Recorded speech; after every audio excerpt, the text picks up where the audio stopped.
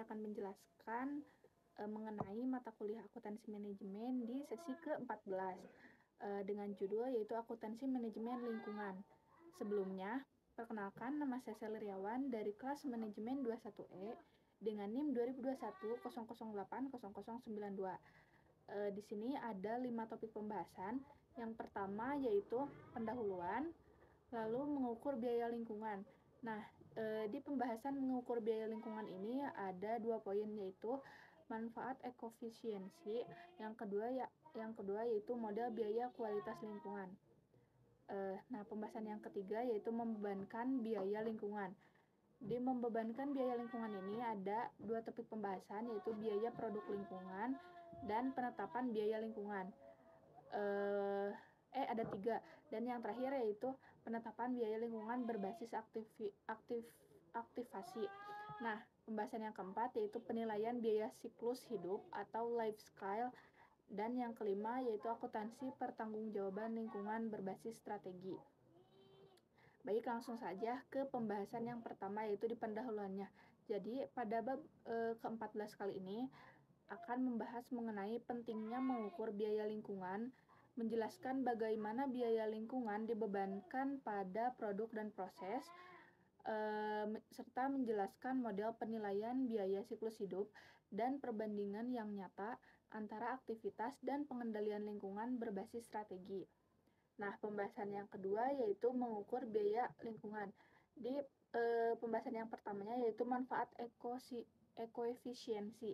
Jadi, pada dasarnya konsep ekoefisiensi menunjukkan suatu kondisi di mana suatu perusahaan dapat menghasilkan barang atau jasa yang memberikan manfaat yang lebih besar sekaligus secara bersamaan mengurangi efek negatif dari lingkungan, konsumsi atas sumber daya serta biaya.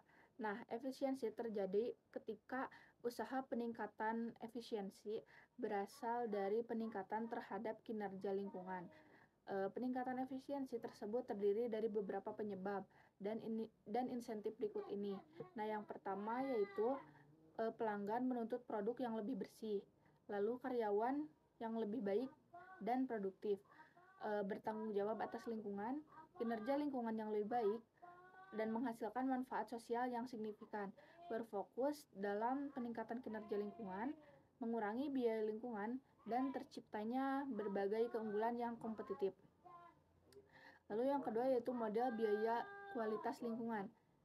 Penentuan biaya lingkungan merupakan langkah awal yang dilakukan sebelum informasi mengenai biaya lingkungan diberikan kepada pihak manajemen.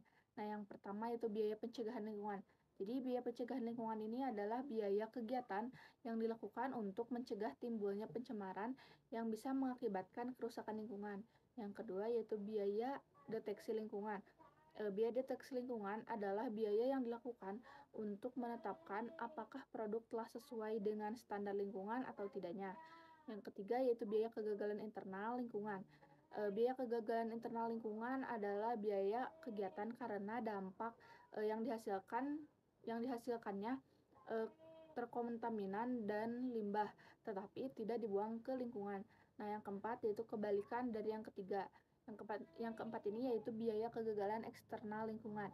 Jadi, biaya kegagalan eksternal lingkungan adalah biaya kegiatan perusahaan yang terjadi setelah melepaskan kontaminan dan limbah ke lingkungan. Yang ketiga yaitu laporan biaya lingkungan. Jadi di laporan biaya lingkungan ini ada 2 dampak penting.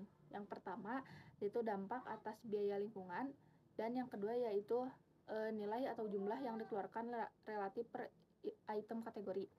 Nah, pembahasan yang ketiga yaitu membebankan biaya lingkungan. Yang pertama itu biaya produk lingkungan. Contoh biaya produk lingkungan adalah biaya lingkungan yang bersumber dari proses menghasilkan, memasarkan, serta mengirimkan produk, termasuk biaya lingkungan setelah pembelian karena telah digunakan konsumen dan sampah produk tersebut. Yang kedua yaitu penetapan biaya lingkungan berbasis fungsi. Pada sistem akuntansi biaya, sering tersembunyi ke dalam biaya overhead perusahaan. Oleh karena itu, biaya lingkungan harus dipisahkan tersendiri dan dimasukkan ke dalam kumpulan biaya lingkungan. Dan yang ketiga yaitu penetapan biaya lingkungan berbasis aktivasi. Dilakukan dengan cara melakukan pembebanan biaya pada aktivitas lingkungan dan selanjutnya dihitung berapa tarif aktivitasnya. Pembahasan yang keempat yaitu penilaian biaya siklus hidup atau life cycle. Jadi penilaian siklus hidup akan meningkatkan pertanggungan suatu produk. Jadi penilaian siklus hidup ditetapkan dengan cara membebankan biaya dan manfaat dari segi konsekuensinya dan perbaikan lingkungan. Ada 3 tahapan formal penilaian atas siklus hidup produk. Yang pertama itu analisis persediaan, analisis dampak, dan analisis perbankan. Nah, di pembahasan yang terakhir yaitu akuntansi pertanggungjawaban lingkungan berbasis strategi. 5 tujuan utama perspektif lingkungan.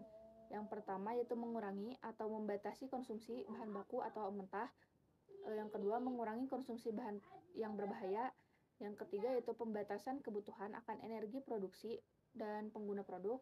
Yang keempat yaitu mengurangi pembuangan residu atau sampah padat, cair, dan gas.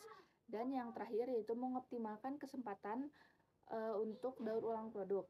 Mungkin hanya itu yang bisa saya sampaikan di materi sesi ke-14 kali ini. Kurang lebihnya mohon maaf. Wassalamualaikum warahmatullahi wabarakatuh.